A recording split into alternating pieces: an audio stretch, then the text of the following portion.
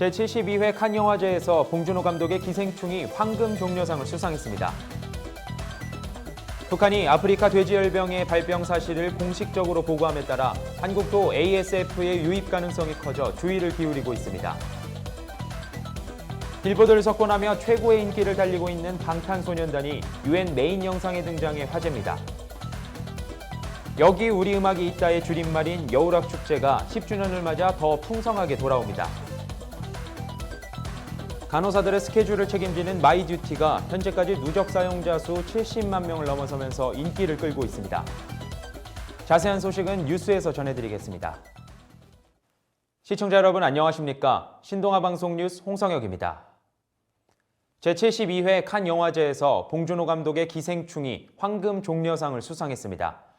황금 종려상이란 칸 영화제의 대상에 해당하는 상으로 영화제의 본선 경쟁 부문 초청작 가운데 최고 작품에 주어집니다. 지난 5월 30일 국내에서 정식 개봉을 한 기생충은 전원 백수인 기택내 장남 기우가 고액과의 면접을 위해 박 사장네 집에 발을 들이고 그렇게 얽힌 두 가족이 걷잡을 수 없는 사건에 휘말리면서 벌어지는 일을 그린 영화입니다. 황금 종려상 수상 직후 경쟁 부문 심사위원장이었던 알레한드로 곤잘레스 이냐리투 감독은 만장일치로 기생충을 황금 종려상으로 뽑았다며 다른 영화와 차별화되는 느낌이 있다고 심사평을 했습니다. 개봉 첫날부터 예매율 1위를 기록하며 뜨거운 반응을 얻고 있는 봉준호 감독의 영화 기생충이 또 어떤 돌풍을 몰고 올지 기대가 되고 있습니다. 북한이 아프리카 돼지열병 발병 사실을 30일 세계동물보건기구에 공식 보고했습니다. 이에 따라 한국도 ASF의 유입 가능성이 커지면서 주의를 기울이고 있습니다. 과거 아프리카와 유럽에서 발생하다가 지난해 하반기부터 중국, 몽골, 베트남 등 아시아 전역으로 확산하면서 국내 유입 가능성이 커지고 있는 아프리카 돼지열병은 치사율이 100%에 이르는 가축 질병으로 아직까지 예방 백신이 개발되지 않은 바이러스입니다. 이에 이낙연 국무총리는 북한에서 아프리카 돼지열병이 발생한 것으로 공식 확인되자 농림축산식품부 장관이 관계부처를 비롯해 지방자치단체와 긴밀히 협조해 북한 접경 지역의 방역 상황을 긴급히 재점검하고 차단 방역에 필요한 조치를 취하라고 지시했습니다. 또한 통일부와 협조하여 북한과의 방역 협력 방안도 검토하라고 했으며 다음 달 1일 멧돼지 등을 통한 아프리카 돼지열병 우려가 있는 임진강, 한강 하구 지역을 방문해 접경 지역 방역 상황을 점검할 예정입니다. 요즘 최고 인기를 얻고 있는 방탄소년단이 UN 홈페이지 메인 화면에 등장했습니다. UN 홈페이지 메인 화면을 장식한 영상은 UN 아동기금인 유니세프에서 BTS의 청년 제너레이션 언리미티드 행사에서의 활동상을 담은 영상으로 유튜브에도 게재되어 불과 2주 만에 27만 건의 조회수를 달성하기도 했습니다. 영상 속에서 멤버 지민은 저희로 인해 누군가가 조금이라도 더 행복해졌으면 하는 마음에 실천하게 되는 것 같다며 다른 멤버들과 함께 세상에 따뜻한 메시지를 전달하고 싶다고 말했습니다.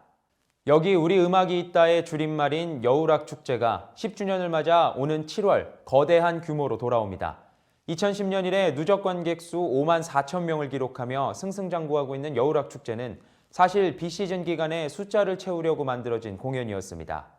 하지만 2011년 음악감독제가 도입되고 전통과 현재가 공존하는 공연을 선보이면서 대한민국을 대표하는 국악공연으로 성장했습니다. 재즈싱어 나윤선과 양방원의 한중일 음악인으로 구성한 오케스트라와 함께 이태원과 한남동에서 무대를 꾸밀 예정이며 세계 속에 우리 음악을 보여줄 것으로 기대되고 있습니다. 전쟁터를 방불케 할 정도로 바쁜 병원, 그곳에서 가장 먼저 환자를 마주하는 사람들은 바로 간호사들인데요. 이런 간호사들을 위해 출시된 마이듀티라는 앱이 화제입니다.